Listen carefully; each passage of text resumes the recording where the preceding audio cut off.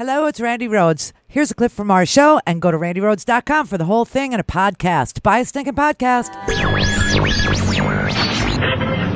had a little man. The fault. We believe that all men are created equal. To the magnificent mosaic that is America. From radio beacon to radio beacon. I have a dream. Change has come to America. Knock, knock. Who's there? It's a figment of your imagination. Randi Rhodes Show. Turn up your mind. It's Friday, you bastard. Bounce your movies, everybody!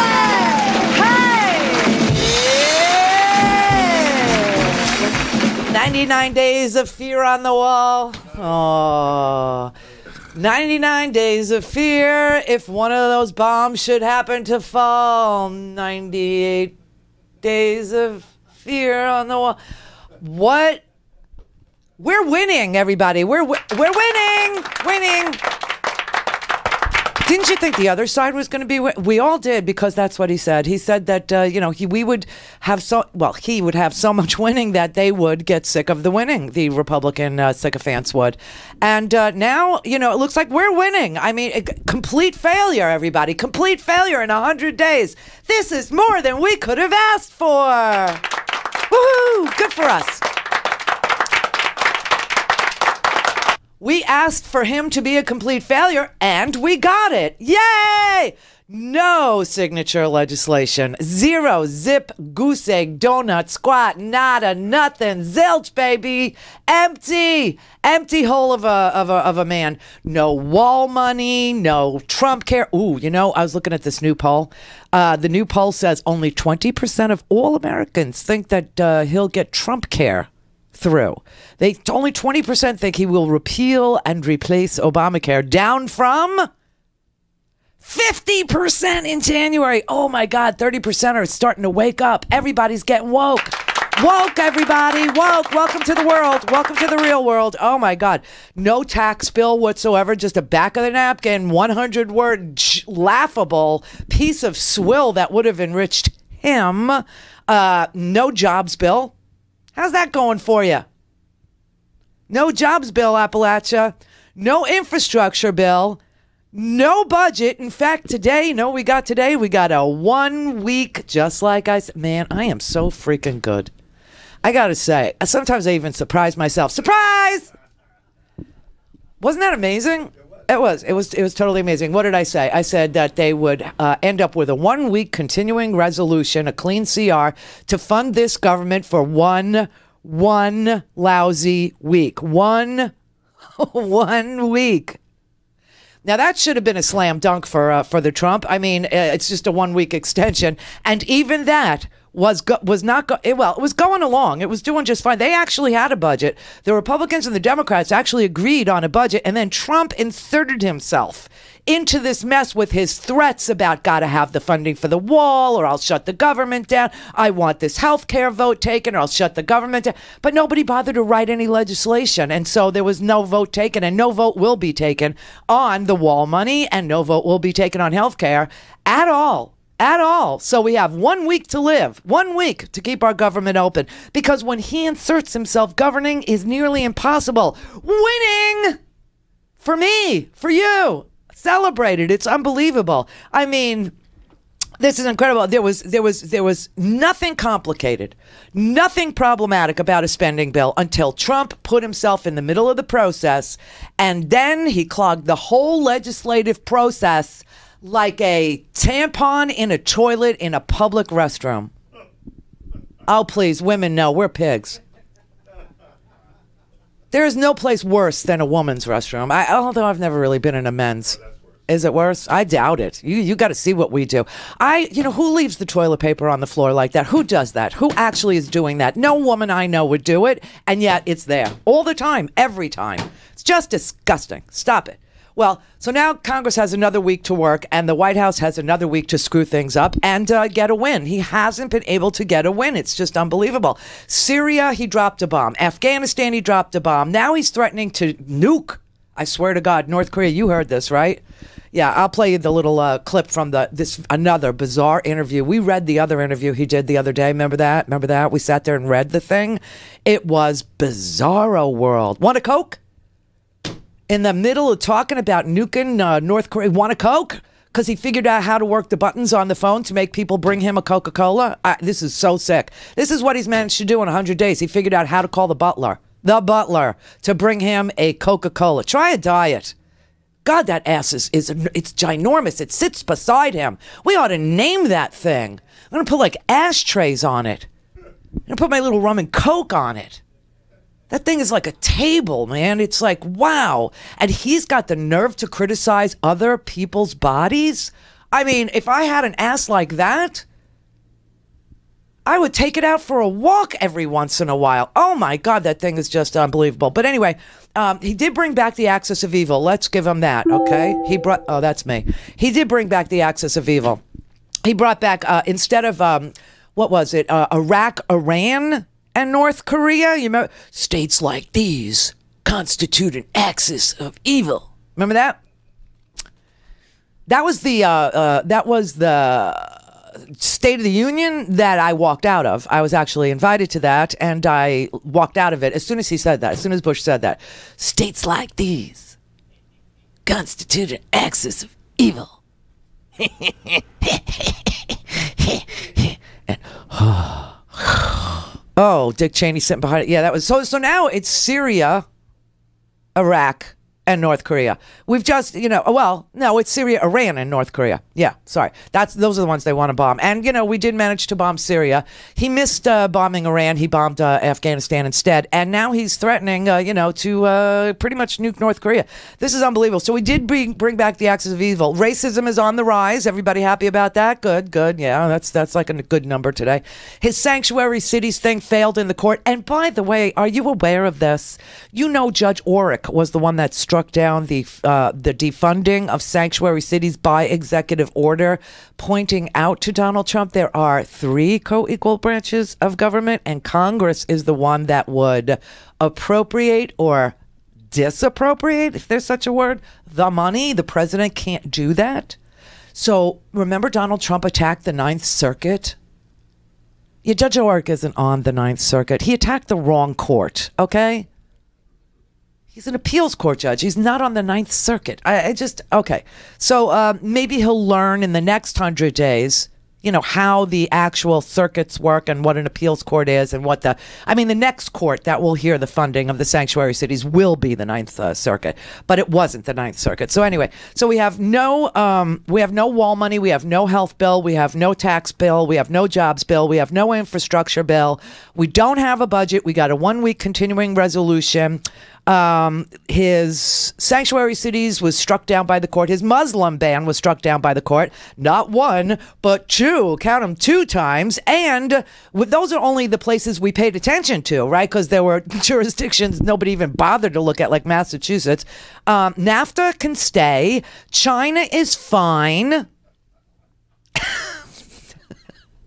And 0 pieces of significant legislation. And the lowest poll numbers of any newly elected president since we started keeping track, which was way back to Eisenhower.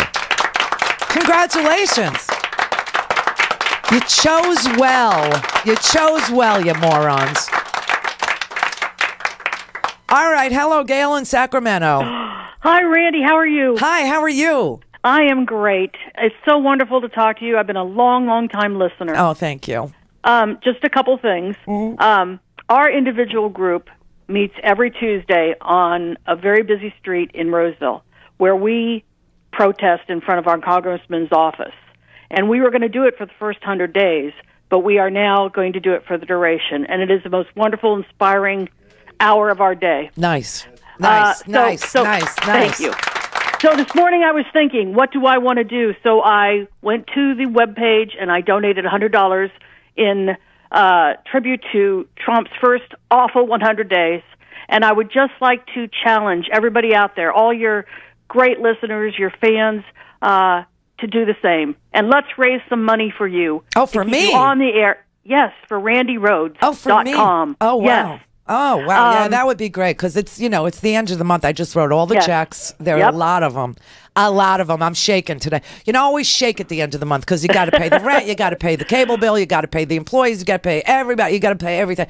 And I'm a little shaky here. Yeah, I just. We are self-employed, so I completely understand. Ooh, it's hard. Healthcare. I get our insurance on the exchange.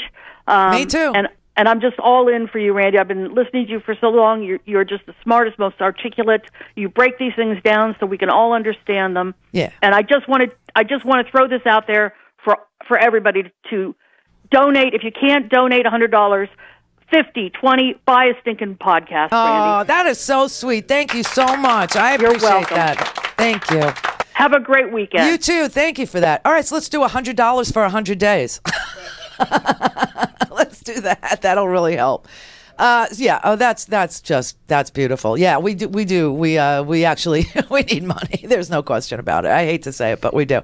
So his first 100 days. Okay. I think he benefited from the low what did Bush call it? The soft expectations of lowness or something. Do you remember that phrase he turned about the soft bigotry? That's what it was. The soft bigotry of low expectations. That's what Trump has benefited from because he's actually a complete failure. And that doesn't stop Spicer from, saying the contrary. This is what he said. They're celebrating this failure of a presidency. Historic obstruction by Senate Democrats. He's worked with Congress to pass more legislation in his first 100 days than any president since Truman. And these bills deliver on some of his most significant promises to the American people. So far, he's signed 28 bills. This is a lot. This is more than any president for the last 100 years. George Bush did 7. Donald Trump did 28. Harry Truman did 55, and FDR did 76. But this is what they're touting at the White House. Now, none of the bills that Trump has signed, none of them are significant pieces of legislation. Absolutely none of them. We will take the break, and when we come back, I will go through. I will go through the pieces of that he calls legislation, and explain to you what he's actually signed into law. And that they're claiming victory, everybody, because there were so many of them. Of course, I'll just give you a hint. 13 of them were bundled. They were bundled in one thing. Yeah. Let's put it this way. One of them gave crazy people the right to own a gun. That was one of them. Do you remember celebrating that with me? We did. We celebrated it. Because you would hate to discriminate against schizophrenic people. You would love to see them armed because they have rights too. And we did celebrate that fact, that it was the end of discrimination against the mentally ill. Clear for takeoff. Randy Rhodes Air Force. Air Force. RandyRhodes.com. We did it, you bastards! We're live! And it only took 2 years! Okay. All right. So we're back, we're live, and you're there, and we're here, and ain't that great?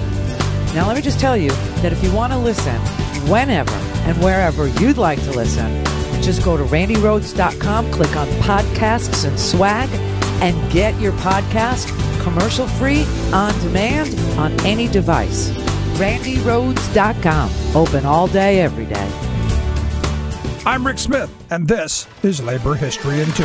On this day in labor history, the year was 1978. That was the day a West Virginia cooling tower under construction collapsed, plunging 51 workers to their deaths. It was considered the worst non-mining disaster in West Virginia history. It's also the worst accident in the history of the country's construction industry. Cooling towers were under construction at the Pleasance Power Plant at Willow Island. Union building tradesmen built up the walls of the tower from scaffolding bolted to it. As each section was poured, the forms would be removed and the scaffolding raised and bolted to the new section. The tower had reached about 168 feet when the previous day's concrete walls began to peel away from the tower. The scaffolding plummeted, as did the workers. Many could only be identified by the contents of their wallet.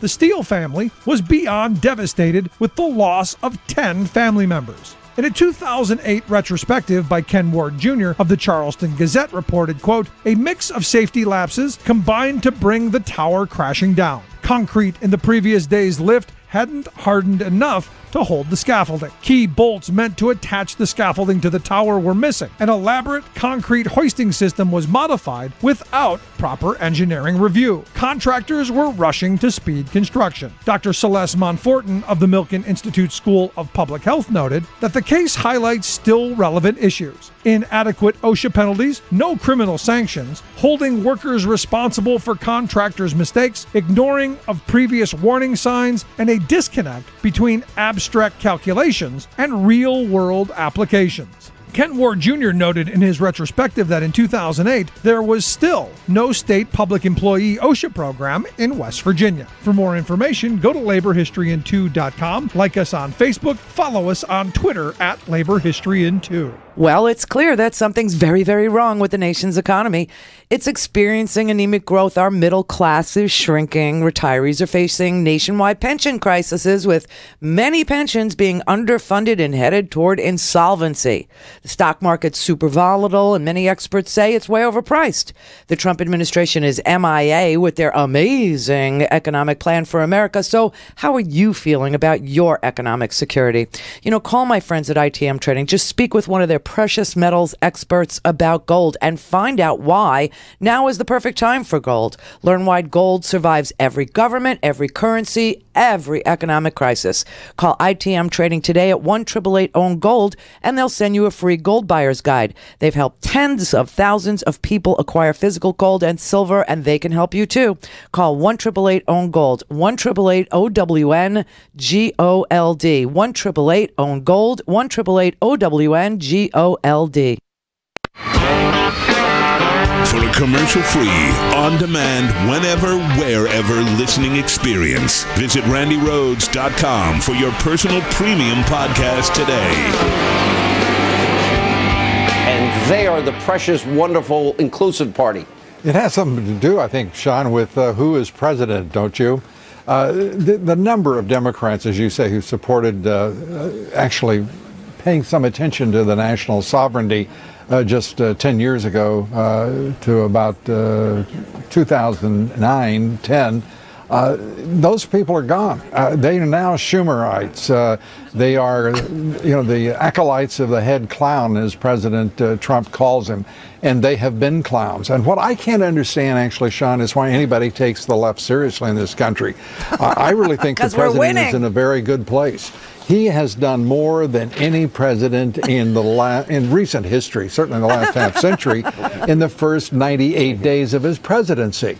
And to sit here and to watch, Laura, bless her heart, she's trying to be nice to Paul Ryan. As you know, I never have worked very hard to be. I think the man is absolutely a disaster. He's become nothing less than a caricature as House Speaker. He's inept, and the conference, if they don't get rid of him, we're going to watch this nonsense go on in perpetuity. What's so frustrating, I know you have actually called for the Speaker to step down. Absolutely. And you're one of the few. What's so frustrating is the opportunity that's presented to the country before us to really institute change. We've been going over in this program. I won't put up the list tonight, but all the accomplishments of the president, keeping his promise, checking off his list. He's not perfect. Nobody's perfect, but he's done a really good job. Well, he's pretty close to perfect, Sean. He's pretty close to perfect, everybody. Everything he can do on his own, he's doing. He's worked his tail off, still is. Yeah. Meanwhile, taking care of national defense, national security, and all the challenges that aren't on the Trump agenda. I mean, it's truly remarkable what he's doing, and the credit that he is not receiving for what he's doing. Dobbs and Dumber, everybody. There's the new show that'll replace Bill O'Reilly. Dobbs and Dumber. It was an audition. There's no doubt in my mind. Ever since Lou Dobbs, I used to do Lou Dobbs' show every Tuesday. I wonder how many people go back that far with me when he was on CNN still. I used to go every Tuesday, but then he started pre-recording his shows and editing them and changing what people were saying to him to make himself look better because he couldn't withstand the arguments from people like me. So I just told him to go F himself. I seriously said that to him. Still wearing that same damn suit, that same damn pinstripe suit. And then he got banished. He was shunned. He was, ostracized and kicked off CNN. And they put him on Fox News where he did not last. And then I think he's on Fox Business News, but I don't know, like what hole they put him in, like a slot. They stuck him in some slot, and he's in some hole. So now I'm sure he's auditioning. I'm sure that is unbelievable to me. He's pretty close to perfect. Sean Hannity, Lou Dobbs, pretty close to perfect in his first 100 days. I mean, that's not entirely wrong in this way. If we could get at least 2 more years of this nothingness that is the Trump administration, no action whatsoever, I'd be really happy, wouldn't you? It would be great if this is the way it went until we got to the midterms and we could actually give, get the House into Democratic hands and impeach the crap out of it. Which, by the way, Richard Painter, this is amazing. Richard Painter, the guy who was Bush's W. And I know it's a shocking thing that W had an ethics advisor, but he did, especially on businesses and stuff. And Richard Painter was saying last night, Joy Reid was filling in for Brian Williams. That's a good move. Not that MSNBC gives a damn what I say, about anything ever. But I love Joy Reid. I do. And I can't stand that Brian Williams. I hate that 11th hour. Like every night, if I'm flipping through the channels, which is what I do because I try and mix it up. I try and get like a lot of protein in my diet, but low carbs. And the sugar, is the Dobbs and Dumber thing. I just do it in little snippets, little pieces, see what I could grab. But then, around 10 o'clock, I watch Chris Matthews. I do like Chris Matthews. And then, it's right over to CNN and right through to, Don Lemon. And then when they go to a commercial break, I might switch over to the MSNBC. And every time Brian Williams comes on and he says, the 11th hour is next, I always say the same thing as I change the channel. Not in my house. Every night I say that. At 11 o'clock. Not in my house. So you could say it with me tonight. You could tweet me if you want at 11 o'clock. I'll answer you. But yeah, follow me at Randi Rhodes. I always want to say .com, but it's just at Randi Rhodes on the Twitter. So anyway, Joy Reid was tweeting last night. She said, who's watching me? So I tweeted her and I said, I'm watching you, killing it. Because she was filling in for Brian. And it was really, really, really good. And she had on the show last night Richard Painter. And Richard Painter literally used the T word. It was amazing. He used the treason word with regard to what Michael Flynn had done and what it looks like this entire administration got involved in with Russia and, cooperating with them, colluding with them, doing all kinds of weird crap with them. An adversary of ours, a hostile nation, toward democracy and the whole 9 yards. And he also called for the impeachment of Donald Trump. It was like breathtaking. It was so good. Sally Yates, who was the acting attorney general during their time when they had come into the White House, actually went to Donald Trump, to the White House, to the president, and warned him that Michael Flynn was a problem, that he was having these dealings with Russia that he wasn't mentioning. Is it probable in your view, that this could all just be something Donald Trump knew nothing at all about, meaning Michael Flynn's activities?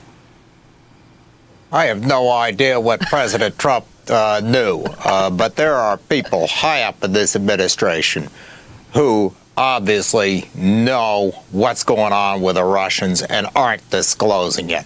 And we need to get that information. All of the relevant documents concerning Flynn and the Russians need to be turned over to Congress right now.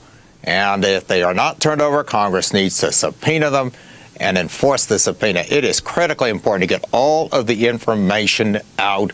I do not know what President Trump knew about this, when he knew it. I do not know, but we need to find out. And we need to find out who in this administration was cooperating with the Russians in conducting espionage in the United States. Espionage. And disseminating information that had been stolen from the Democratic National Committee and elsewhere last year.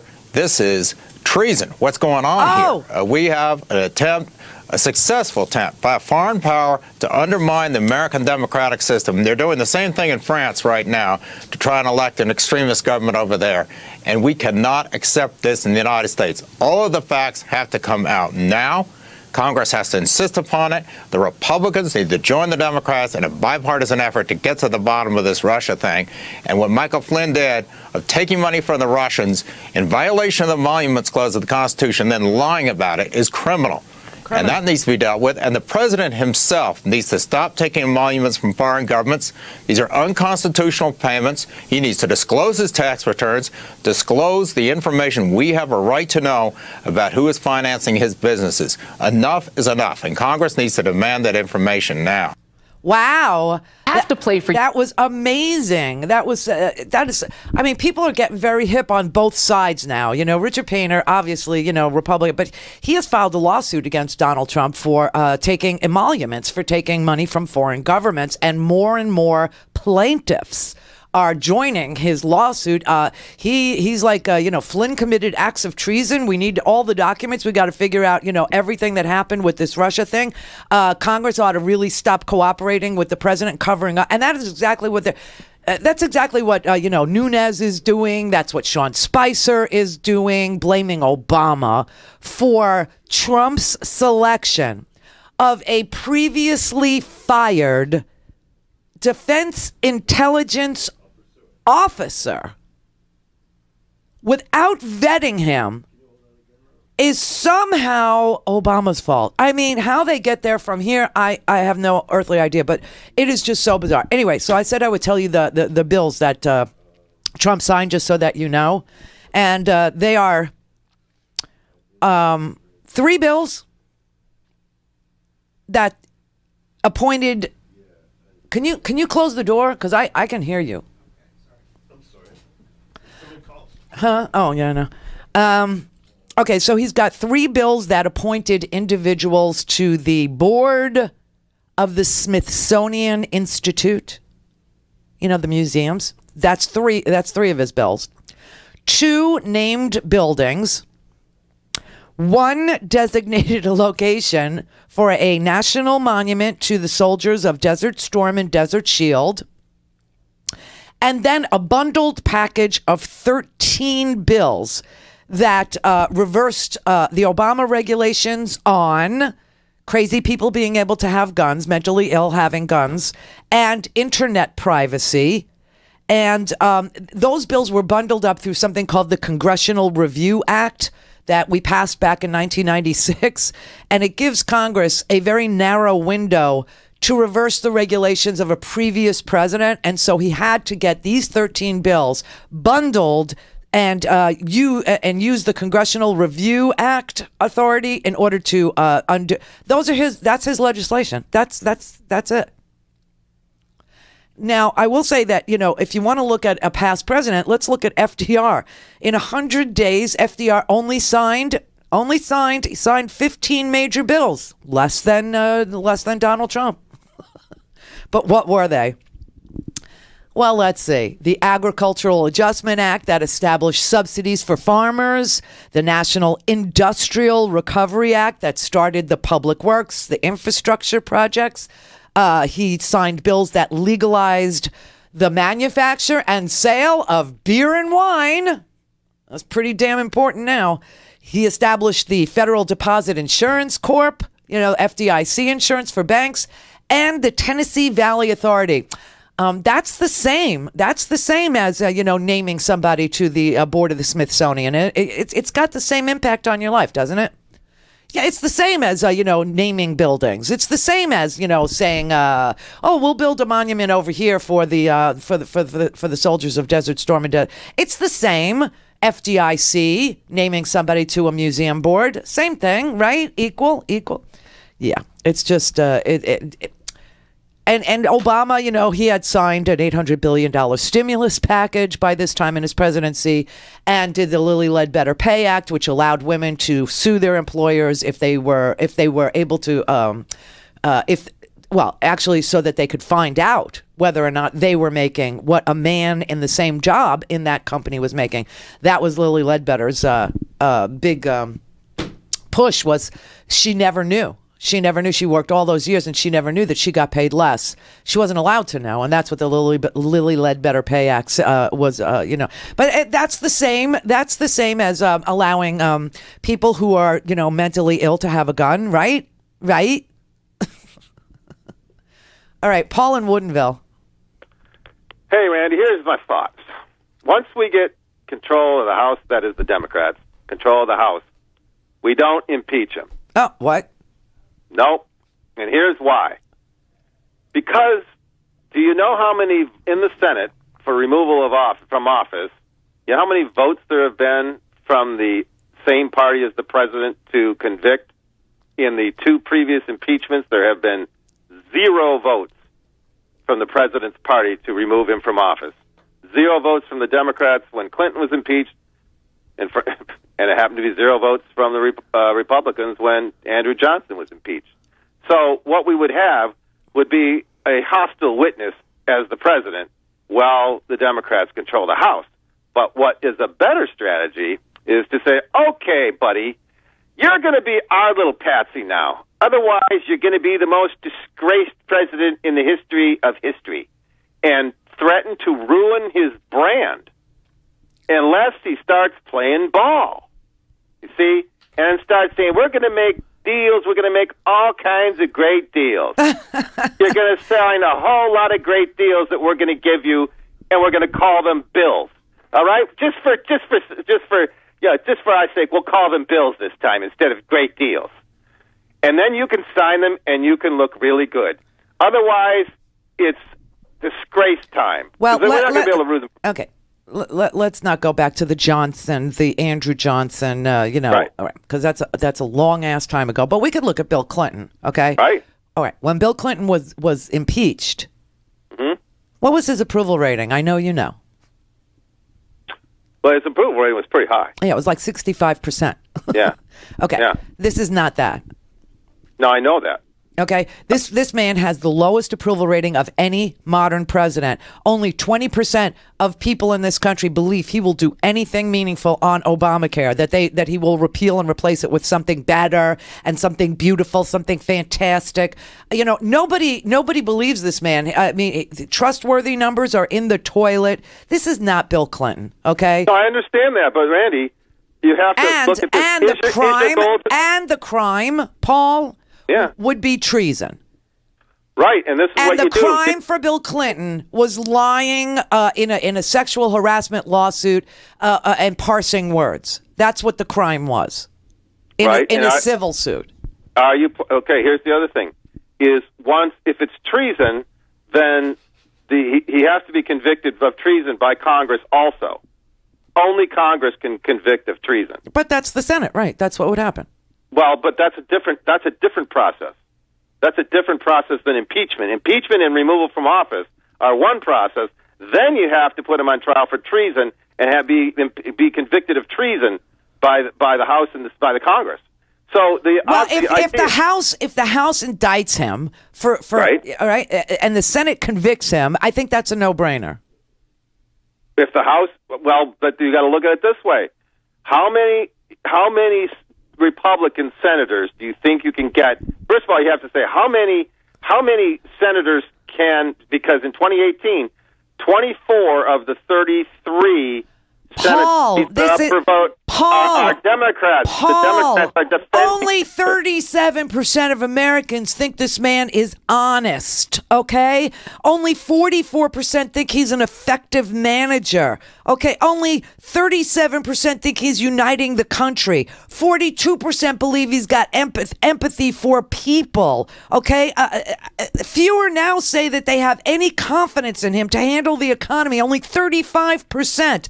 27% of Americans say he appoints the best people. This is not Bill Clinton. This is a failed president. This is his honeymoon period, and everybody hates him already. I get that, and you're preaching to the choir here, because the problem is when you're looking for, you're giving me these statistics. Those aren't the people on the jury. Do you realize that of the 48, millions upon millions more people are represented by the 48 Democratic senators than the 52 senators on the Republican side. So when you're talking about the people that are, when you say 37% have his approval rating, that's about the number of people that are represented by the Republicans in the Senate. 52 senators represent about 37% of the country. Mm-hmm. So you're saying Wyoming does not vote to remove. Okay, right. I get it. Wyoming doesn't. That's great. And Alaska and No, Alaska will. Well, Alaska will. Listen, let's get him impeached first, then we can have this discussion in a meaningful way. Okay. All right, thanks. Happy Friday. Bye. Bye, Stinker Podcast. Thank you. All right, 43 after. To speak to Randy, call now, you bastards. 561-270-3844. Hello. Randy Rhodes. Air Force. For a commercial-free, on-demand, whenever, wherever listening experience, visit randyrhodes.com for your personal premium podcast today. Bye, Stinker Podcast. Oh, I love Herky Jerky. Big protein, big flavor, big packs, little carbs. And that's why my favorite snack is jerky, but not just any jerky. Oh, no. It's Herky Jerky, the official snack of the Randy Rhodes Air Force. And it comes in elk and buffalo and beef and bacon and venison. And oh, my God, the bacon. It also comes in hot, mild, or 14 other incredible flavors. And for the month of April, all Randy listeners will get a surprise sample pack. But for those of you who don't like surprises, it's going to be turkey bacon. It's going to be so good. No promo code is needed. Just go ahead and order 2 packs of anything and you'll get a free sample pack of turkey bacon. It's so good. Beef, elk, venison, bacon sticks. Most amazing things. They bite just perfectly. And the bacon is a slab. You put it on your BLTs. You just munch it right out of the bag. Put it in a salad. You're going to love this. Go to herkyjerky.com and get yourself some jerky and get a surprise. It's going to be turkey bacon. And take them with you everywhere you go. You're listening to WIN, Workers Independent News, a diversified media enterprises production. I'm Doug Cunningham. The future of safety and health for working people in this country, I think, is uncertain and indeed may be in danger. AFL-CIO Safety Director Peg Seminario. The AFL-CIO Wednesday released the report, Death on the Job, the Toll of Neglect. 150 U.S. workers die every day from work-related injuries and illnesses. The number of immigrant workers killed on the job is at a 10-year high. Despite this terrible toll on workers, Republicans in power in Washington, D.C. have already moved to roll back health and safety protections for workers. Under the Obama administration, we made significant progress, particularly dealing with some very serious and long-standing hazards, improvements in enforcement, and a real focus on worker rights. I think, unfortunately, where we are today is that progress is threatened, and we are certainly facing great challenges. There is a strong push for deregulation and rollbacks of protections. AFL-CIO President Rich Trumka says corporate negligence and weak safety laws have resulted in tragedy for an astonishing and unacceptable number of working families. Trumka wants to see government strengthen, not weaken, health and safety for workers. 8 Yale student workers are on a hunger strike to get Yale to stop stalling and recognize their newly formed Unite Here Local 33 union. The students won an NLRB union election, but Yale is still making them wait to start bargaining on their first contract. Charles Decker is one of the fasting Yale student workers. I think any group that tries to change the status quo in a significant, visible, disruptive way is told over and over again to wait. Yale student worker Emily Sessions and the other hunger strikers are tired of waiting and they want their union recognized. Sessions says equal pay is a big reason that she backs the union. I want a union because I want a contract that guarantees equal pay for equal work. Senate and House Democrats are proposing to raise the minimum wage in the U.S. to $15 an hour. In response, Fight for 15 issued a statement from fast food worker and pro-union activist Terrence Wise. Wise says Democrats support $15 because they know it's the bare minimum workers need to live. Wise says he and fellow worker activists will keep striking, marching, and speaking out until every worker in the country wins $15 an hour in union rights. WIN is brought to you in part by the Amalgamated Transit Union, the largest labor union representing transit and allied workers in the U.S. and Canada. Online at atu.org. You've been listening to WIN, Workers' Independent News. For more information, visit laborradio.org.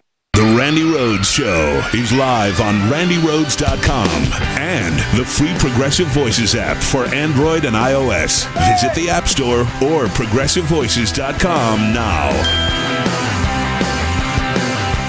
As we hit the traditional 100-day judging period, as you noted, 44% approve of the job the president's doing, but 54% disapprove. That is a historic low, 11 points lower than the previous low. That was Bill Clinton at this point back in 1993. Tough numbers here for the president. On this question, how's he doing keeping his promises? The American people are largely split. 48% say the president's doing a good job keeping his big campaign promises. 52% say a poor job. So we'll keep an eye on that one as we get to the second 100 days. It is here, Jake, where the president's having a hard time on the big issues, the economy, healthcare, and immigration. The markets have been strong. The job report's good. Yet only 49% of Americans approve the president's job in the economy, down 6 points from our last poll 7 weeks ago. Down a lot on healthcare as well. The Obamacare repeal debacle taking a toll on the president. And the White House would say he's doing a good job keeping his promises on immigration, but the American people clearly don't like what they see. He's down a little bit on approval on immigration as well. Yes, it's really bad. And then when you get really deep into this poll, that's when you start to see the really puny numbers, the really pitiful numbers, the really small, tiny, itty bitty little hands all over, different. So what you get is 53% unfavorable ratings, honest 37%. That's down 6 points. Being an effective manager of government, down from 50 to 44%. Down on uniting the country from 43 to 37%. Down 4 points on empathy for the American people, from 46 to 42%. And an even divide. Country still, the verdict's still out on whether or not he can bring the kind of change the country needs. We are divided again, 51 saying he can't, and 48 say he can. However, confidence in Trump to handle the economy, 35%, down from 40% in November. Appoint the very best people. I'll pick the best people. I got the best people. I know the best people. Only 27% think he's appointing the best people, down from 32%. Let's see. Handling of foreign affairs, 27% now. Providing real leadership for the country, 31% now. And of course, Republicans approve of him, 85%, and only 8% of Democrats do. Most white men approve of him, 51%, but that's still, right there on the cusp.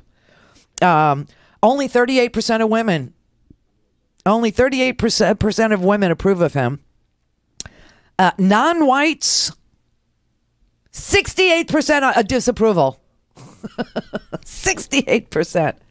And 38% of whites who at least hold a bachelor degree approve of him. Only 38% of educated people. I love the undereducated. I love you. I love the stupid people. That's what he said to the people of the United States. All right, Charlie in LA.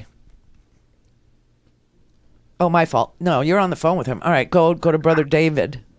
Well, there's another national anthem playing, not the one you cheer at the ballpark. Where's my prize? And that barely third of us that were hoodwinked by this are soon going to find out that there's no prize in store for them. Many of them are already starting to glom onto it. Hi, sister, it's Friday. You sound like Dick Cheney. Don't do that. I'm sorry. The quickening is upon us. Yeah. It's upon us with a vengeance. Hi, chat room. Gail from Sacramento had the right idea. Just wanted to put that out there. $100 for the first 100 days. I approve that message. Go on. Well, so, who was it? Robert? Was his name Robert? Somebody just gave us $500. So let's do $500 for the 100 days.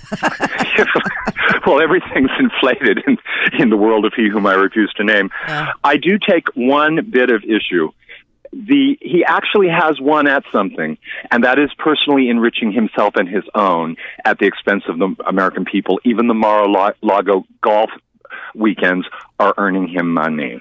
That's it. Yeah. Zip. Zero. Goose egg, as you said. I know, it's unbelievable. And by the way, when I read this list of failures, when I tell you no money for his wall, no health care, no tax bill, no jobs, no infrastructure bill, couldn't pass a budget to save his life. We got a 1 week continuing resolution to keep our government up. We're going to limp along like this week to week. What a great nation we have here. No signature legislation whatsoever.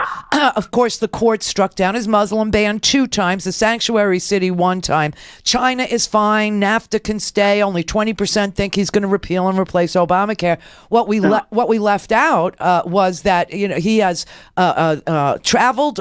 Cost us more than Barack Obama in 8 years because we're paying for his travel and his protection. He seems very unhappy in the job. He said, it's much harder than he thought. He thought running Trump. He thought the Trump his little boutique branding business was really a lot. But being president was it's much more difficult than running the Trump organization. He's very lonely. He can't go anywhere because of this massive protection force around him. He quite frankly, he's miserable. So so are so many more of us. A capital U period, capital S period, and that's why I think we're seeing a spin towards, I pray it's not President Orrin Hatch, but every person on the line of succession, until you get to Hatch, is implicated, if not in it up to their silver fox scalp lines. Jeff Sessions had to recuse himself from the Michael Flynn investigation. That's right. No, yeah, our Attorney General of the United States, Jeff Sessions, was on the TV. I think he was on Good Morning America. Yes, that's what that is. I have the clip standing by. I'll play it after the break. Saying that, he can't get involved in the Flynn because he was on the campaign. He was on the transition team. He was on the and so now he can't look into whether or not you have an ex Defense Intelligence Agency officer lying on his security clearance forms, committing acts of treason. The Attorney General is in no position to actually work on this case. Exactly, or as I call him, the walking Confederate monument. It really is that deep, and it really is that systemic, and it is unprecedented. So we, the peeps, as we can, will, and must, because we are actually the real government, have to keep doing what we're doing, the rallies. There was one in Kansas City that started out as a violence against women rally, but it ended up becoming an which is our name for him in our household, rally. We need to keep showing up, and we need to keep pushing back, because we are winning. An anti-what? My word for him is the British vulgar. I won't say his name. That's all he has. That's my form of protest. That's why he's an anti-rally. President, that's who he is. Because that's the vulgarization in Britain. That's what his name means. Sister, I love you always. How's Loretta? Oh, she's great. Thank you. All right. Have a good weekend. Bye. Dana in Maryland. Hi, Randy. Hi, How are Dana. you? Great. Hi. Good. Hi, chat room. Hi, chat room. Randy, thank you for everything you do. I'll continue to contribute what I can because you save us. Thank you. It's like, we're all kind of laughing now because it is also absurd. Well, it's all very funny until he nukes North Korea and then South Korea ceases to exist. I mean, this man is deranged. Yeah, absolutely deranged. I just wanted to make a quick comment. So about 2 hours ago, he spoke in front of the NRA. Yes. And not only did he brag about his electoral win, he called her Pocahontas. Why? Who? Elizabeth Warren? Because he's a racist. Yes. Because he's a racist, and when he looks at people, he thinks of childish names for them. He's just like every conservative radio talk show host who had to make up stupid names for everybody and everything. They think that this is solving some problem. He's a bully, and he's They're disgusting. all bullies. They're all disgusting. bullies. I just don't understand what the blatant racism. Why doesn't someone just tell him to shut the fuck up? Well, seriously, you know, half the crowd, by the way, was booing. Was what? Because half the crowd of the NRA people were booing that comment. Booing? Like, come on, man. You know? Well, really? you know what was so interesting about that? And I was like, whoa, okay. You do realize that that at the NRA, the National Rifle Association, hosted Donald Trump. No president has spoken to the NRA since Ronald Reagan. Yep. However, you do realize that the at the place they had to check their guns at the door. They weren't allowed to bring in their guns. I wonder why. I know. So, you know, that's an interesting, I mean, you could bring a gun to church, you could bring a gun, but you can't bring a gun to the National Rifle Association. Okay, you're getting on my last nerve. It's Friday. Oh, it's Friday, everybody. Freaking Friday. Bring back Evelyn Farkas. You can talk about whatever you want today. You understand that. It's like open line Friday, but yeah. So I got to play you a couple things. Forgot to play in this first hour. The interview with Reuters, bizarro world, just how miserable he is being president. He's very unhappy. Now he's got this friendship with President Xi in China. And he really wants to bomb North Korea, but he's got to ask President Xi first. And Xi is not open to bombing the Korean Peninsula. And how lonely he is and all this. And we have great TV this week. And I don't know if you realize it or not, but we have fabulous freaking TV. I haven't been excited about TV in a long, long time. But there's good stuff on Hulu even. Really good stuff. There's good stuff on C-SPAN. Call in, connect. To speak to Randy, call 561-270-3844. 561-270-3844. Buy a stinking podcast. I am super sexually satisfied. I'm genuinely 100% more satisfied with my sex life than I was before Randy Rhodes came back on the air. Hi, I'm the Howard, and yes, it's true. I'm actually 100% more sexually satisfied than I was just one day ago. And I didn't grow a mustache. I didn't get an awesome new tattoo, and I didn't join a CrossFit gym either. I just bought a Randy Rhodes Air Force t-shirt. And when I did, I told Randy, well, there, I've done my part. How do I look at my awesome new Randy Rhodes Air Force 100% super soft cotton tee? And Randy said, that's it? That's all you did to support this unfreaking, unbelievably hard effort? Okay, Howard, go fuck yourself. So I did. And I have to tell you, I still got it. Get your super soft Randy Rhodes t-shirt at randyrhodes.com. Just click on podcasts and swag and order yours today. You'll feel a lot better after you tell Randy. I'm David Pakman, host of The David Pakman Show on the Progressive Voices channel. Check out this clip from my show. Jeff Sessions is the American Attorney General, sort of the chief law enforcement officer, the chief lawyer of the United States government. He seems confused about how the United States legal system works, or maybe he just doesn't really like the state of Hawaii. Sessions said last week that he is, quote, amazed that a judge, quote, on an island in the Pacific was able to block Donald Trump's majority Muslim country immigration ban. Check it out. We are confident that the president will prevail on appeal, and particularly in the Supreme Court, if not the Ninth Circuit. So this is a huge matter. I really am amazed that a judge sitting on an island in the Pacific can issue an order that stops the president of the United States from what appears to be clearly his statutory and constitutional powers. So if you haven't heard this story, you're probably thinking, oh, some island on the Pacific, there must be some foreign country in the Pacific that's interfering with our legal system. Is Fiji interfering? Is it the Federated States of Micronesia? No. The judge that Jeff Sessions was referring to is U.S. District Judge Derek Watson, an American federal judge, and the obscure and outlandish island in the Pacific that Jeff Sessions was referring to is called Hawaii, which, according to my research, is a state in the United States of America. Last month, Judge Watson was the judge who struck down Trump's second attempt at a majority Muslim country immigration ban, and now Jeff Sessions is taking it out on Hawaii.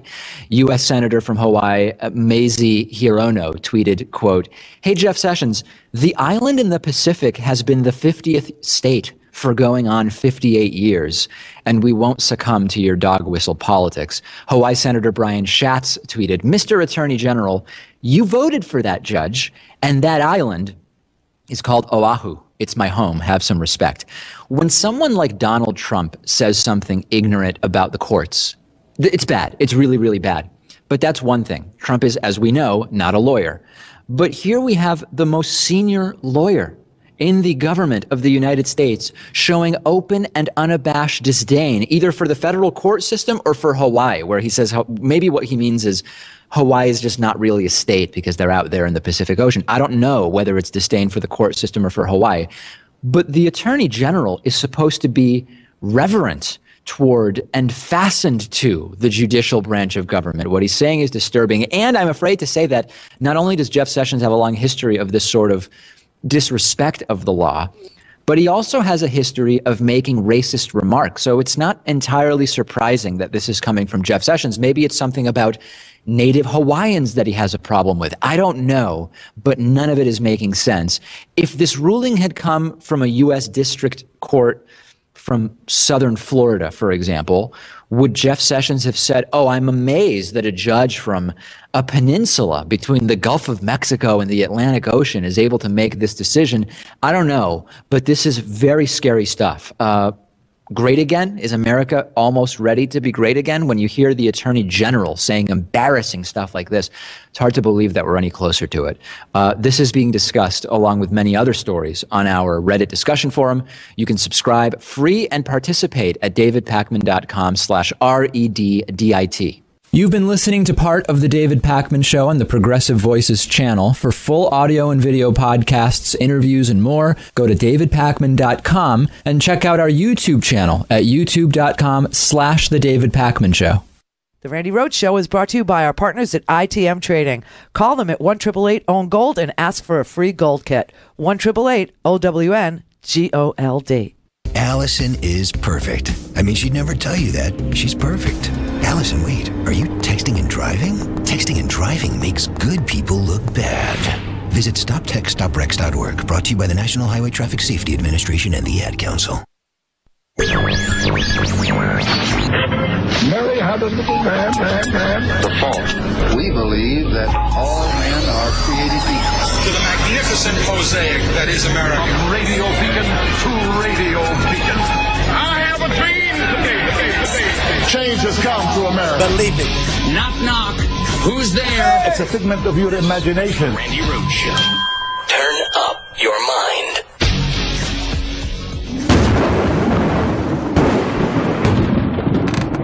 I am not replacing him. Don't wrinkle the suit!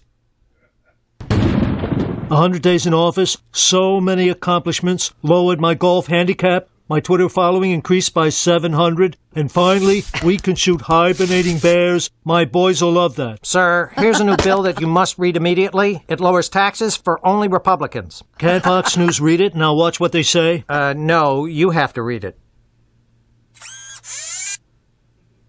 The new Supreme Court Justice Ivanka takes Ruth Bader Ginsburg's seat on the bench. You can buy Ivanka's robe with gavel earrings for only 1,000 rubles. You said you'd replace me with Garland! Oh, God, this is horrible. This was supposed to last me the whole 4 years. Marge, please, give the President of the United States some time. He's only 70 years old. Help! They're taking me back to where I came from! Where is that? I don't remember! 100 days. We are 6.8% of the way home. Paid for by anybody else 2020.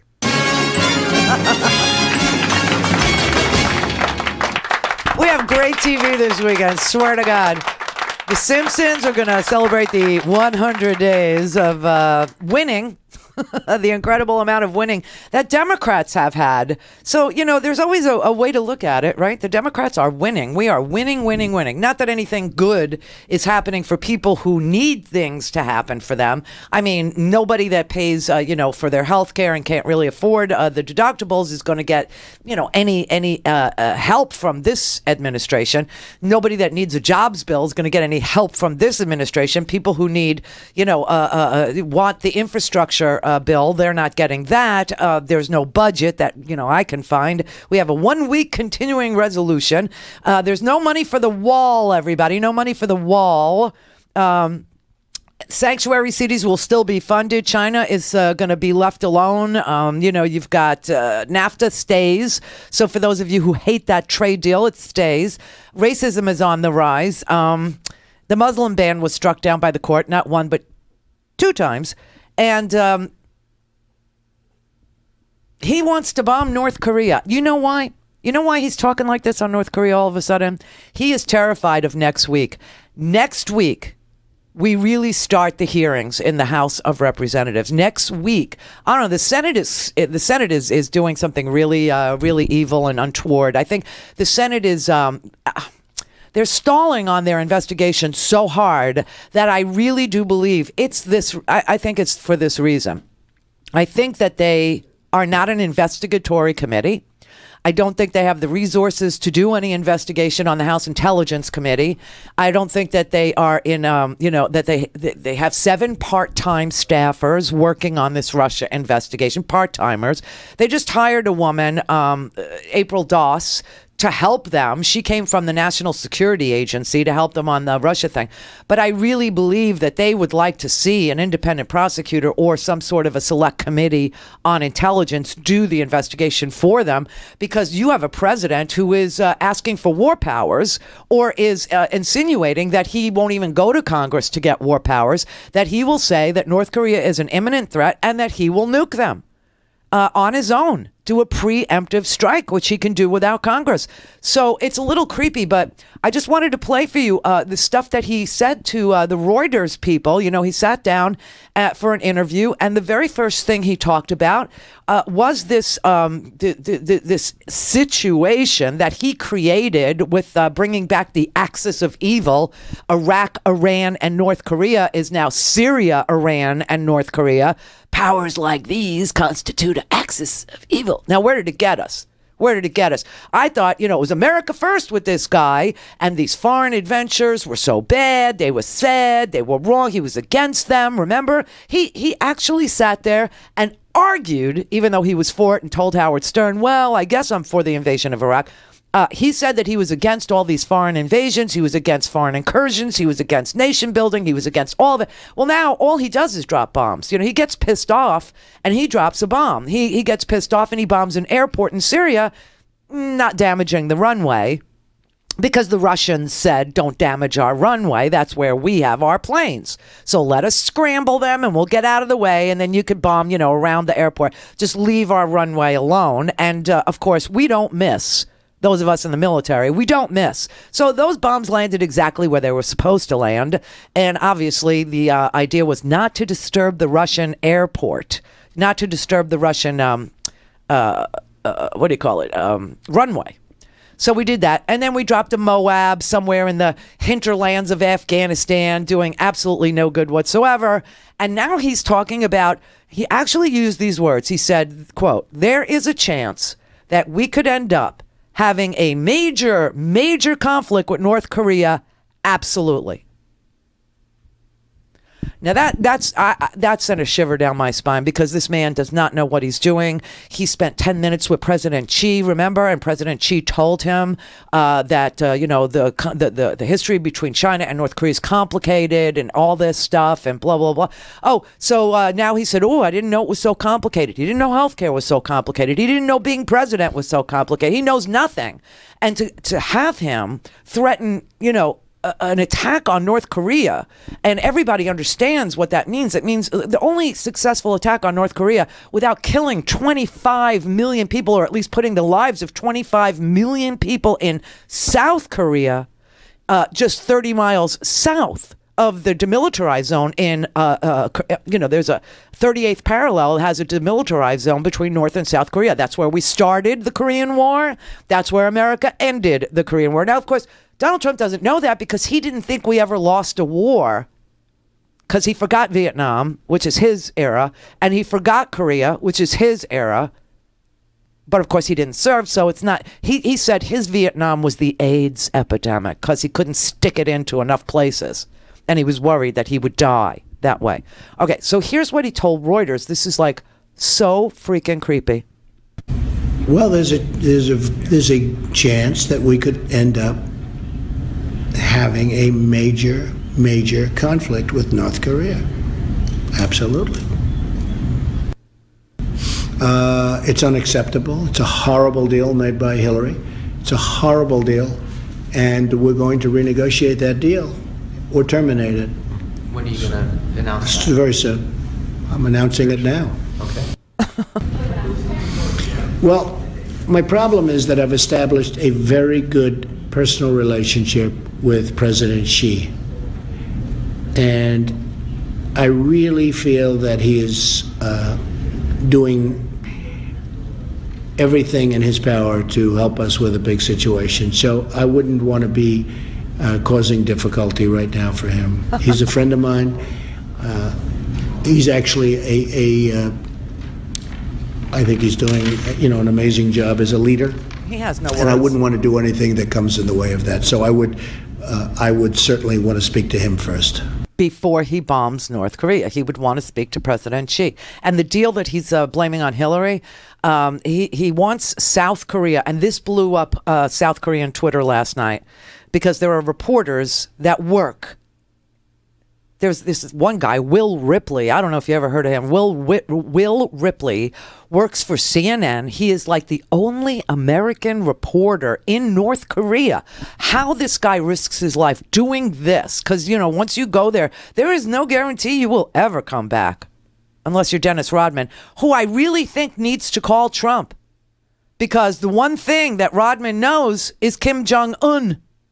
And they asked him last night, do you think Kim Jong-un is rational? And he goes, I don't know. I don't know him. Let me just say, his dad died. I can't believe he thinks like that. His dad died and he was only 27 years old and he had to take over the whole regime. And, that's not easy to do. So he's done a very hard thing, taking over this regime of North Korea. A place that is called the hermit state, because there is no press whatsoever except what he tells people on his state-run media. They are isolated from the entire world. Most of the country is starving. They don't have food. He puts them in work camps, literally concentration camps, work camps. He kidnaps anybody that comes in from any other place, except for North Korea, that tries to report on. And this guy, Will Ripley, is actually in North Korea all the time reporting. It's crazy. And so anyway, you have all these people in South Korea also reporting for us for places like the New York Times and the Washington Post, like real newspapers do, like Reuters does, like McClatchy does, like CNN, worldwide does. So you have all these reporters, Washington Post, New York Times, Wall Street Journal reporters and last night they were tweeting that South Korean Twitter just erupted because this is so mafioso what he's doing. He threatens to bomb North Korea. Okay, that's what he said to the Reuters people, and that's a global news agency. He threatens to bomb North Korea and then turns around and says, hey, South Korea, we have a anti-missile defense system that we're setting up for you right now, just in case the crap really hits the fan. But even though Hillary told you, the United States promised you that we would give you this anti-missile defense system, it's the thing called THAAD, we want you to pay for it. We want you to give us $1 billion. I mean, you talk about protection money. Here's a guy that's threatening to blow apart the democratic state of South Korea, because he's threatening North Korea. And they will, of course, if you attack North Korea, they will go to war immediately 30 miles south of the demilitarized zone in Seoul. And in Seoul, South Korea, there are 25 million people that live there. And so we're in the middle of setting up this anti-missile defense system, and he says to them in the middle of this interview, well, I want them to pay for it, and I want them to pay $1 billion, and if they don't, I'm going to renegotiate or terminate the U.S. Free Trade Pact that America has with South Korea. I mean, this is like, I never knew it, but it was Barzini all along. I mean, this is such mafia stuff. That's why he's doing this. He wants $1 billion from South Korea, and he's scaring the bejesus out of them. And their Twitter blew up last night. And so they said, well, when were you going to announce that you're going to hold South Korea up for $1 billion as you rattle the cage in North Korea and you escalate your words and you move, entire aircraft carriers into the region and you threaten nuclear war? When were you going to tell North Korea that they had to pay you $1 billion to complete the THAAD system? And he said, very soon, I'm announcing it now. And that's why Twitter blew up in South Korea last night. Just saying. Then they started asking about the job, and where are you getting your information? And, how are you managing all this? And, do you understand what you're doing? And he said, well, it's hard. It's harder than I thought. And the media is very mean to me. Swear to God. So he goes from, I'm going to nuke North Korea, and South Korea better pay us $1 billion to defend them from these missiles that North Korea is likely to, lob into South Korea because I'm going to attack them in some way. And then he starts complaining about how nobody's nice to him and he can't go to a restaurant. Well, I loved my previous life. I loved my previous life. I had so many things going. I actually... This is more work than in my previous life. I thought it would be easier. I thought it was more of I'm a details-oriented person. I think you would say that. No. But I do miss my old life. I like to work, so that's not a problem. But this is actually more work. And it's more work. While I had very little privacy in my old life, because, I've been famous for a long time, this is much less privacy than I've ever seen before. I mean, this is, something unbelievable, something that's really amazing. At the same time, you're really into your own little cocoon because you have such massive protection that you really can't go anywhere. That bug you? Yeah, I mean, I was able to go out to restaurants, and even though people knew who I was, I like to what? You like to drive. Yeah, I like to drive. I can't drive anymore. I'm treated very unfairly and very dishonestly by the press, and I thought it was inappropriate to go this year. If I were treated even slightly fairly by the press, I would have gone. But I mean, look, they're writing stories about how unfairly I get treated by the press, so I just felt it was inappropriate. I thought it would be very disingenuous if I went. I thought it would be actually in a certain way dishonest if I went. Okay, he's talking about the correspondents' dinner that's happening on Saturday night on C-SPAN. He's not going because the media is mean to him.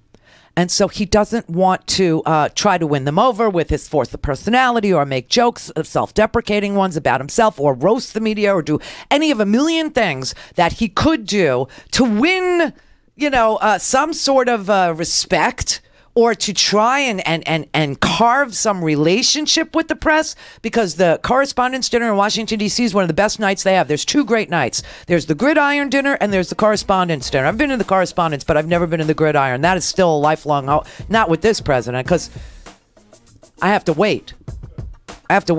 But Saturday night on C-SPAN, there is the Correspondents' Dinner, and everybody is going, except for him.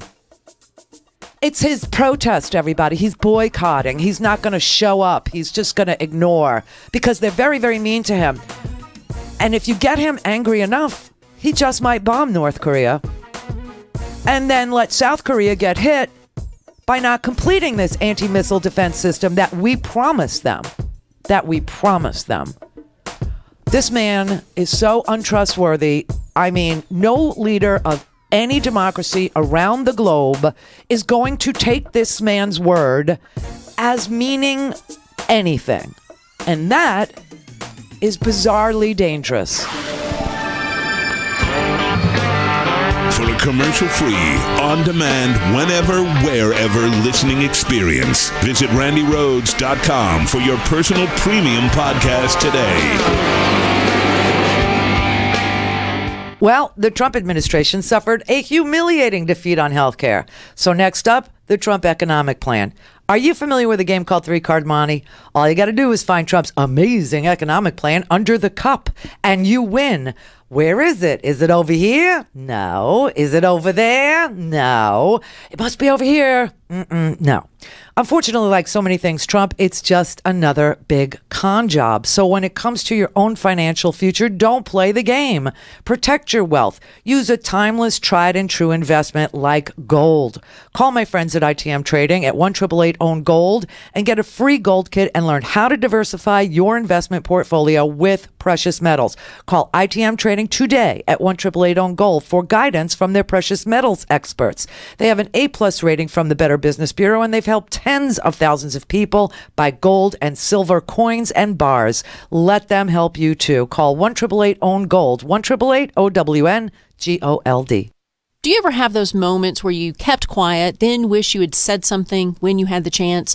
Welcome to She Persisted. I'm Melissa Carter for the Progressive Voices Network. I recently went to California for a long overdue visit with a couple of friends, and these two women live on different sides of Los Angeles. So I decided to Uber my way to each, saving these ladies gas in traffic having to pick me up. Now, normally while on vacation, I order Uber XL. Very self-indulgent. Maybe, but these cars are usually driven by limo drivers looking for extra cash. And that means leather seats, bottled water, and an excellent sound system. But not this time. I called Uber from downtown LA, and an SUV did come, as promising, but the overwhelming smell of cigarette smoke choked me as soon as I got inside. And as we headed to Burbank, I realized he also had no air conditioning, and the trip was going to take about half an hour. And that still wasn't the entire problem. Do you live around here? He asked, a little surprised, looking around the less than upscale neighborhood. No, I said, just visiting a friend. Where are you from? He asked. Atlanta. There are a lot of black people there. I couldn't believe it. I shook away the shock, ready to respond, but realized I was in an unfamiliar part of an unfamiliar city to me, so I decided to let it be. And then he continued. I mean, there are black people here, but there are a lot of black people in Atlanta. Stunned at this continued racism and his assumption that this blonde white Southerner would automatically agree, I remained silent and didn't speak the rest of the trip. I was physically nauseous by the time I got out of his vehicle, either from all that smoke or my decision not to let this guy have it. Or maybe both. I did report him to Uber, so there was some action taken. However, in moments like that, when someone's offensive behavior is allowed, I can't help but feel disappointed that I didn't stop that behavior in the moment. I suppose racism still catches me off guard. This has been She Persisted for the Progressive Voices Network. I'm Melissa Carter. Tales of American Political History with Clinton Porter Hackney. We've been discussing the first assassination attempt on a U.S. president, which was aimed at Old Hickory himself, Andrew Jackson. By January 1835, would-be assassin Richard Lawrence was deep into wild hallucinations, but had gone back to work at his paint shop. Following the death of Congressman Warren Davis, the president announced he would attend the funeral at the Capitol. It was a damp, humid day in Washington, D.C. Richard Lawrence left his paint shop with 2 pistols. He arrived at the Capitol before the services and said he had planned to shoot Jackson on the way into the funeral, but he couldn't get close enough for a shot.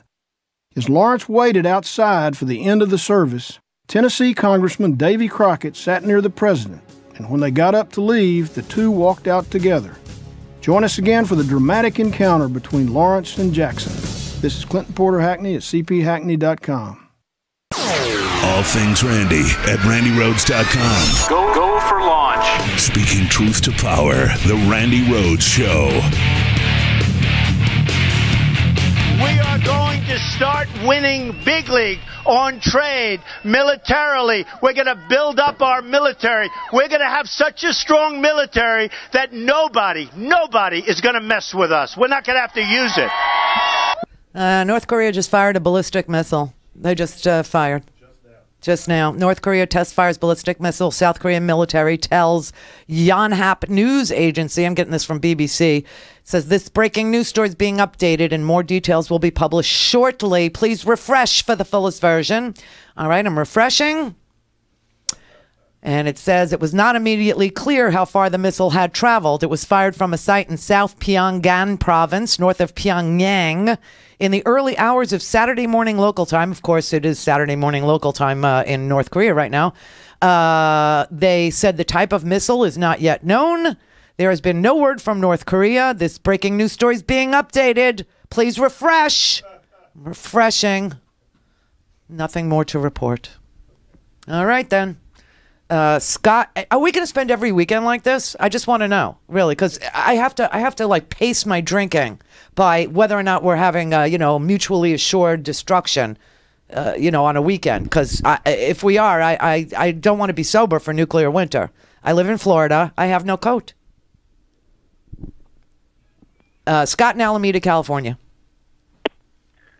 Hey, Randy. So I'm calling about, this is the subject I'm calling about, the THAAD system. Yes. Trump is using this as the terror, the whole conflict as terror and leverage and obfuscation and distraction from all of his problems, the Russia and everything else. His inability to govern, Congress's inability to govern. Well, you do know what's been going on though with the ICBMs, don't you? I mean, the United States fired an ICBM the other morning. It was a successful test. It was unarmed. It didn't have anything. It had no ammunition, but we did fire it. And now North Korea, he's threatening them in this Reuters. And Reuters is a global news network, so obviously, it made it around the world. Last night, South Korea Twitter exploded because people are freaking out about this THAAD. Yeah, it's just awful what he's done. He just said that off the cuff. He says that off the cuff. He says, "Oh, major. My God, man." I know. And now, my God. And now this morning in North Korea, because it is morning in North Korea, they just fired their ballistic missile. And we don't know whether it was armed or not, or what happened to it, or where it went. No one knows how far it went, or what is the deal. We're just waiting to find. I keep refreshing the page. I'll keep refreshing. Yeah. Well, I've been calling because the things have changed now. If they did fire a missile, everything's changed now. Yeah, it's gone from rhetoric to action now. Okay, but what I was going to say is to address his rhetoric, people on the West Coast and in Hawaii should be calling their Congress members and every congressperson they can think of to demand the THAAD system for the West Coast. Put the THAAD system in Washington, Alaska, Oregon, California, and Hawaii. And if they say they can't do it, make them explain why. All right, so let me just update you. North Korean test fired a ballistic missile on Saturday local time. Korean news service Yonhap reported, blah, blah, blah. Yonhap, that news organization, reported the test appears to have failed. Yeah. I just hope everybody gets that message. The idea that we are now all consumed with freaking North Korea is so incredible. Yes, it's incredible. It's bizarro world. It is absolutely incredible. It is. And but it's a street fight. It's a street fight. So what do you do in a street fight? You fight with everything. And the way that you got to get these people to respond to exactly what he's doing is force them at every issue. And the basic issue now is if South Korea deserves THAAD, then Washington deserves it, Oregon deserves it, California deserves it, Hawaii deserves it. And if you can't afford it, tell me why. Call your congressperson. Well, what makes you think we don't have it? I don't think we have it. Do you think we have it? Yes. I don't think we have it. I do. Where you need? Yeah. Well, okay. That's a good argument. But guess what? Make them prove that they have these defensive systems. Okay. Make them prove it. Force them on every single issue. Anyway, that's all I had to say. All right. Thanks. Have a good weekend, I guess. Yep. I don't know what else to say. Yeah. We got good TV. We do. We have a good TV. You know what I'm watching tonight? Tonight I'm going to Hulu. I want to watch The Handmaid's Tale. That Margaret Atwood. everybody says, oh, she did that. They're so stupid. She did this. Margaret Atwood did this to mock Donald Trump because The Handmaid's Tale is a story of, misogyny, like to the nth degree. It's a book that almost every woman has read who reads, except Margaret Atwood wrote this book in like 1985. So it had nothing to do with Trump. But of course, they all think everything has to do with Trump. Everything has to do with Trump. No, these ballistic tests have everything to do with Trump. But the Margaret Atwood doesn't. So that's on Hulu if you get Hulu. If you have a smart TV, you do, just so you know, and an internet connection. See, my mom's got a smart TV, but no internet connection. She doesn't know what to do with an internet connection. But I bought her a smart TV hoping she would, allow the installer to install a little something on the TV. She said no, because it involved another remote control and she didn't want it. So she can't watch The Handmaid's Tale. And then Saturday night, which she would love. And then Saturday night is the Correspondents' Dinner on C-SPAN. And then Sunday is The Simpsons. But Sunday is also the return of my boyfriend, Anthony Bourdain. Yes, I have many boyfriends. I am an open dater. None of my boyfriends come with benefits. They're just on the TV is all they are, okay? I have a crush on the weirdest guys, though. I mean, yes, Anthony Bourdain, everybody can see it. You can understand it. You can get it. He's a bon vivant. He's a world traveler. He's obviously liberal. He's fun. He's smart. He's, an ex-heroin addict. He's all those things. But I also have a crush on Austin Goolsbee. I know. You'll have to look it up if you don't know who Austin is. I have this massive crush on him. And every time he's on the TV, Howard changes the channel, too. I go, no, my boyfriend Austin's on. But Anthony Bourdain, he comes back to TV on Sunday with parts on. I'm so excited. I think it's L.A. this weekend.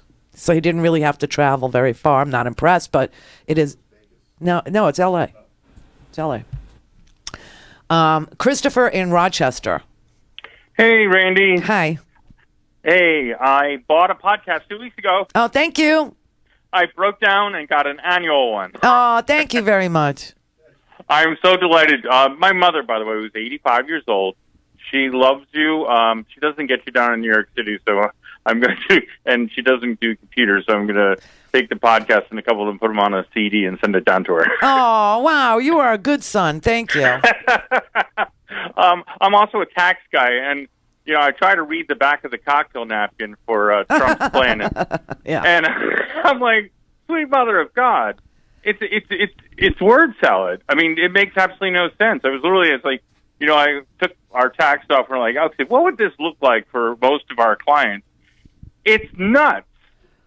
Yeah, it is nuts. Because here's what they say. I mean, they tell us, the unwashed masses, that we could have, like, what did they say? How many tax brackets did he get it down to? Like 3? He's from 7 to 3. Yeah. All right. So now we'll have 3 tax brackets. So let's say I'm in the 15% tax bracket. Do I now pay taxes in the 10? Or am I going to be bumped up to the 25? There's no way to know. And you also forget the adjusted gross income part is what's going to be considered as part of the adjusted gross income. And what they fail to remind people, so he's going to double the deduction, so from $6,300 to $12,600. Yeah. But then he gets rid of the personal exemption, so that minuses you $4,000. That's right. It's all convoluted nonsense. Wait, and out-of-pocket medical goes away, those deductions. 2106, if you're a small business, if you're a business person, you're a sales guy, and if you're on the road, if you're one of the truckers who listens to Randy Rhodes, that's right. This should really annoy you, because 2106 goes away. It would no longer be on Schedule A. So all those deductions for meals, when your company says you drive 10,000 miles, buddy, right, or you don't get to keep your job, well, you used to be able to deduct that off your taxes. That goes away. So a lot of my clients. So does wait. There's more. So does state and local taxes go away? So does property taxes go away? Guess what this is going to do? Inflation.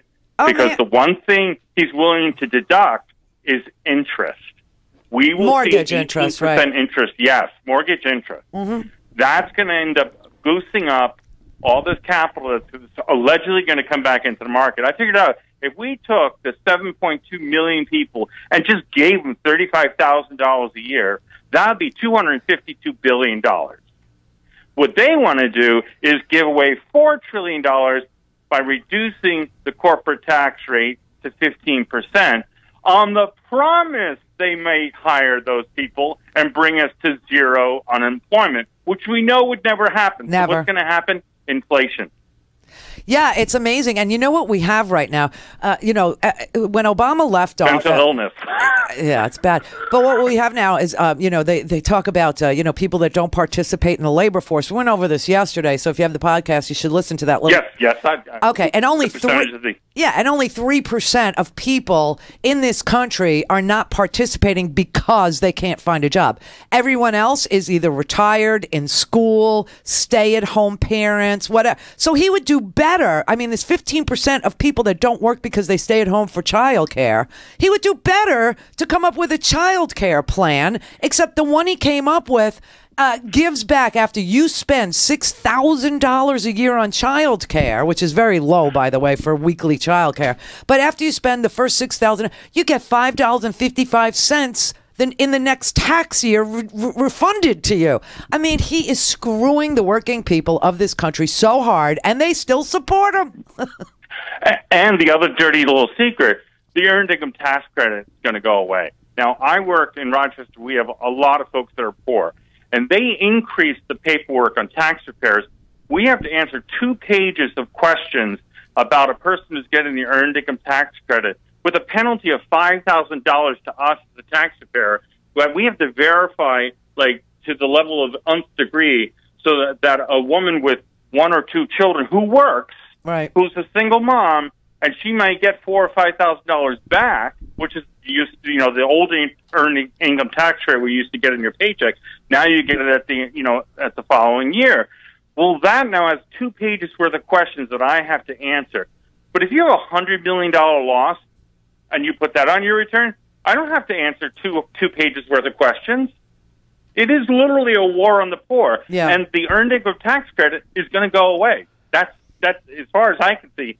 That's what they're doing. No, this is unbelievable. This is a venal tax plan. That's the only word you can use. I mean, listen, it was written by the Goldman Sachs boys for the Goldman Sachs boys, and then we get to pay for it. So, who does he think he's kidding? And apparently there are still, 40-something% of this country that are being fooled by him to this minute. It's sad. But, yeah, it is. But I get it, and you get it, and that's all that counts. Because when people call you, and ask you for your tax preparation help, maybe they'll listen. Maybe they'll listen because they don't want to hear it from me. I'll tell you that right now. By the way, you know what I do? I actually have a speaker that goes outside of our door, and so we play your show out loud. Oh, for Pete's sake. On South Avenue in Rochester, New York. And I actually got a client who was walking by one day. I never had him before. He goes, he knocks on the door. He says, "Is that Randy Rhodes?" I said, "Yes." "Then you bought a stinking podcast?" I said, "Yes." That's so cool. Thank you. Thanks a lot. Have a great weekend. Okay, bye, Chris. Bless you. Bye. You too. Thank you. Oh, how sweet. I just got chills. Oh, man. All right. So, let me refresh before we go to the break, see if there's anything more. Not immediate clear. No word from North Korea. U.S. government source quoted by Reuters saying the tests had been unsuccessful. Oh, my God. Are we going to do this every freaking week? Stock up, everybody, and praise FDR. God rest his soul. In his first 100 days, he made the sale of beer and wine legal. Now that's a president. Thank God for him. Clear for takeoff. Randy Rhodes Air Force. Air Force. RandyRhodes.com. For a commercial-free, on-demand, whenever, wherever listening experience, visit RandyRhodes.com for your personal premium podcast today. Buy a stinking podcast. Here's a sample of what you'll hear on the Leslie Marshall Show weekdays, 6 to 7 p.m. Eastern on the Progressive Voices Network. Colonel Cedric Layton, founder and president of Cedric Layton Associates, a strategic risk and leadership consultancy serving global companies and organizations. Now, he founded the company about 7 years ago, but prior to that, he was in the U.S. Air Force for 26 years as an intelligence officer. He attained to the rank of colonel. He can be seen regularly on CNN, where he's a military analyst. Shortly after Donald Trump got into office on January 29th, there was a raid in Yemen, which he called a success. A Navy SEAL died. The family is suing the government over that death. A young American girl died whose father allegedly was a terrorist or related to a terrorist organization. When we just look from January until now, before we go into specifics, is this a bomb-dropping, war-mongering type of president from your experience, Colonel, with presidents that we have dealt with in most recent day past? Well, that's an interesting question. I go back thinking about what it was like in the 60s, when we dealt with Vietnam and all those issues surrounding that. I think the times are different now. I'm not quite sure that we could say that yet, but what is certainly true about the Trump administration is that he is very quick to at least deploy forces into various areas. And when you look at, the idea of going into Yemen, with that SEAL raid, where the SEAL, as you said, lost his life, that, it may have very well been a poorly executed mission. However, I think there was some issues perhaps with the intelligence related to that. When you look at all of the things that, where U.S. troops are right now, it certainly has garnered a lot of headlines where things are, and you see, forces moving in places where we're not necessarily used to seeing them, or at least the reassertion of U.S. forces in certain areas. So it becomes, I think, at best a difficult thing to categorize right now, because one of the key issues that I have to deal with is, what is the strategy for all of this? And right now, I don't see a coherent strategy behind the moves that we're dealing with. It's possible that one could evolve, and these are, potential elements of actually a very good strategy, but it seems that they are more reactive than proactive in terms of how they are actually, put together, how the forces are deployed, and, all the actions that are taken here, that is one thing where this could definitely run us into some difficulty. Hear the whole story on The Leslie Marshall Show, Monday to Friday, 6 to 7 p.m. Eastern, 3 to 4 p.m. Pacific on the Progressive Voices Network. The Randi Rhodes Show is brought to you by our partners at ITM Trading.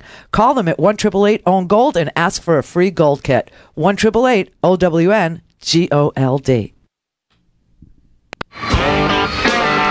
For a commercial-free, on-demand, whenever, wherever listening experience, visit RandyRhodes.com for your personal premium podcast today. Out of them. I'm going to bomb the shit out of them. I'm going to bomb the shit out of them. Listen, you motherfuckers, we're going to tax you 25%. Wow. I want to see this. Well, so what I suggested, and I suggested it during the campaign, is, I think, removing that top leadership. Who would remove him? Probably the United States. But do we have the intelligence in North Korea that would allow us, America, to do that? Let me just say this. Do you think that over somewhere in the military operations, they've been practicing the ability to get in and get out? You know what I would bet? Yes. I don't have any inside information. I'm just a governor. But I think that the idea that some would be removed and the situation could be stabilized, perhaps, we're seeing some signals out of China, but it's always hard to read, but they don't appear to be as closely connected as they were. But I think it's an option that has to be seriously considered. And the saber rattling and the moving of armadas only gets you so far. And so I think this is a reasonable suggestion, and I welcome a debate on it, because it is a very serious problem. And we can't afford to keep kicking the can down the road. But obviously you have to have good intelligence, you have to have confidence you can execute it, and if you don't, you don't do it. Oh, Jesus. Mild-mannered John Kasich, that's who that is, talking about doing regime change in North Korea. I tell you, Republicans are just, they're backcrap crazy. In the end, even the mild-mannered ones, even the ones that, you think that they would confine their war to my womb, No, he wants to spread out now, and he wants to actually do regime change in freaking North Korea. Oh my God, man. This is off the hook. This is off the hook. I mean, even W didn't do it. Karen in Los Angeles. Hello. Hello. Hi, love you like always. I just wanted to let you know, I was listening to the gentleman who was talking about, from Alameda, California, about how we should have a FAD system. Yeah. If they don't know, they already have fighter planes have been here over the last week. They've been parked at LAX. You know, like, and because I live in like by Long Beach, Steel Beach area in LA County, and I would go for my walks in the day, enjoying the beautiful beach air, and I'd hear this ridiculously loud, sound, which is the jet fighters. And I look up, and there's 3 of them flying and doing patrols. And at night, I could hear them flying over Long Beach. And I was picking up a friend from the LAX Sunday night to Monday, and he said that there were 3 fighter jets parked out there. So, I mean, and we have Air Force bases. So for them to be at Long Beach, at LAX, I haven't really heard of that, and I haven't seen them do this many drills or just flying around patrolling in a very long time, because I grew up in this area. Well, I don't know what that has to do with. I mean, it could have to do with Russia, because we keep on flying to the fail-safe point, and we just launched this stealth bomber, and Russia, we flew it up to the Russian bombers are trying to tease our bombers, which happens all the time. And now we threw, the stealth bomber at it so that they could see that. And, I don't know if it has to do with Russia, or does it have to do with North Korea, where he's threatening, we actually launched an ICBM this week. Yeah. It was, like I said, it was unarmed, but we did it. And now Kim Jong-un launched some ballistic missile. We don't know what it was. I mean, this is crazy. Why are we doing? Well, you cannot threaten the world this way and walk away. So why is he doing it? Well, I'm just saying there definitely has been an increase of military. I got a call in my neighborhood. Yeah, I hear you. I got a call a couple of weeks ago from a couple of people actually in Hawaii that listen, and they both told me the same thing. They said that they saw all kinds of activity in their sky. They saw fighter planes. They saw a lot of stuff going on, a lot of activity all of a sudden. Yeah, so, I mean, it's getting real, and it better not. I mean, this is crazy, man. This is absolutely nuts. First of all, our military, it's not the military I'm worried about. It's the leadership in the White House is so piss poor. You got these crazy people like John Kelly at Homeland Security saying stupid things like, if we built a wall, we wouldn't have a drug problem in the United States. You have this General Flynn, who obviously is some sort of a traitor to the United States. You've got, an attorney general that had to recuse himself. You have no people. We have no State Department. The positions are empty. We don't even have the ability to do diplomacy right now. We don't have staffing. He hasn't even nominated anybody. He hasn't even put anybody. This is craziness. It's funny because what you were saying yesterday about you didn't understand the Republicans who would still be with him, and I was figuring out there's 2 types. There's the one which you were right. They really go see Jesus. Yes, they're like they're gonna get their mansion in the sky because we don't like the condo in in Kansas. Okay, so there's that one, and then there's the ones that think they're rich, even though they're poor. They don't think they don't think they're rich. They just think one day they will be Donald Trump. They all have these unrealized aspirations, and they think that if we lower taxes on the wealthy, then when they, hit lotto or save up all their disability checks and, make one big deposit, I'm not really sure. Right. Then they won't be taxed the way the rich are, that they will be taxed at a lower rate because now they're rich. I mean, it's this aspirational, thing that obviously if we're going to go to war, this is not the time to lower taxes. Even if he's going to tease war, this is not the time to lower taxes. It's ridiculous. This is exactly what W did. He went to war, lowered taxes. We had an amazing freaking crash. I mean, the economy just tanked.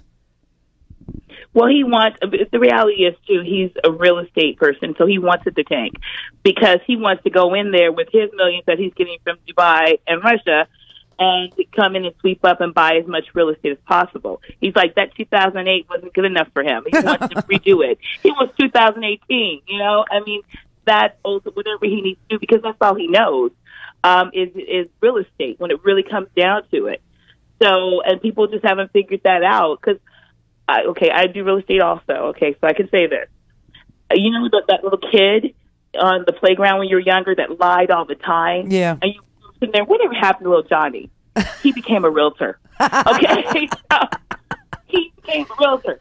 So there you go. I thought he became a lawyer, but okay, realtor is good. Realtor. Right.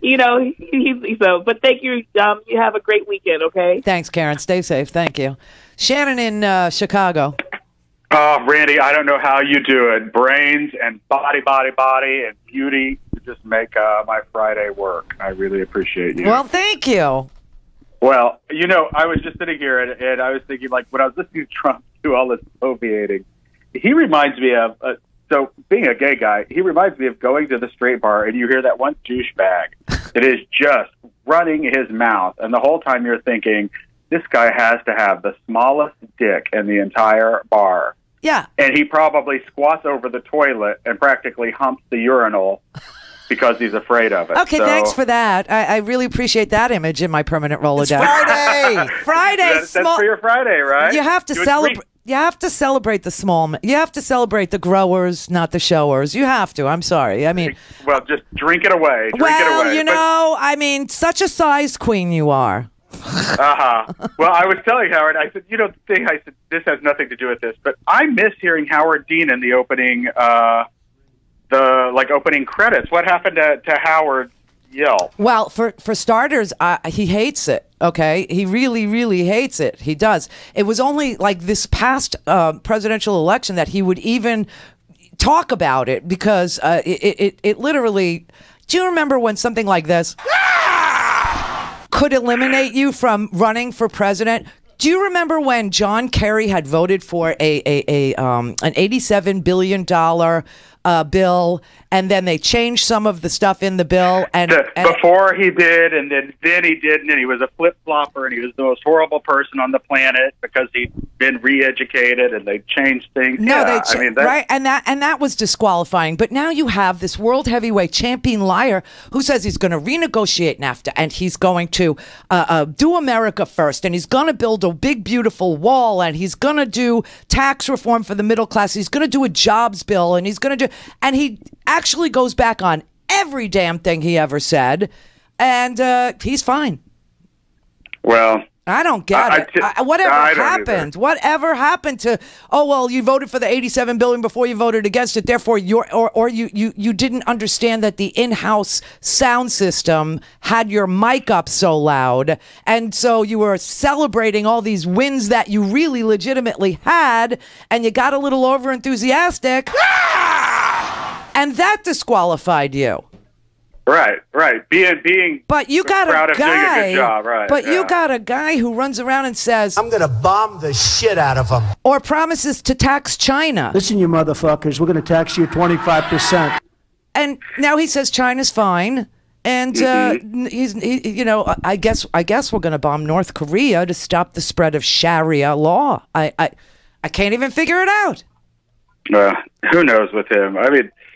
The second thing I told Howard, though, was that, I think Breitbart should start its own channel there, especially they could get Bill O'Reilly and whoever that the self-hating queen that wore the pearl necklace, Milo, whatever his name. Yanakopoulos or whatever. Yappy-Dogalicious. Yeah. Yappy-Dogalicious. Yeah. Yeah, I said, they could call it. They are talking. They could call it Cox and Fiends instead of Fox and Friends.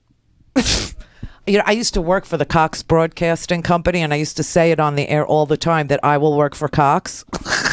Did you just giggle like a seventh grader all the time? Actually, yes, I did, but I was a seventh grader when I first started, so there you have it. But yeah, no, they're talking about starting a new, check this out, right-wing network because Fox is too liberal. And you know why they're saying that now? They're saying that because they have no lineup. They have lost every venal, rabid right-winger to boycotts, to advertiser boycotts. Every misogynist has been fired now.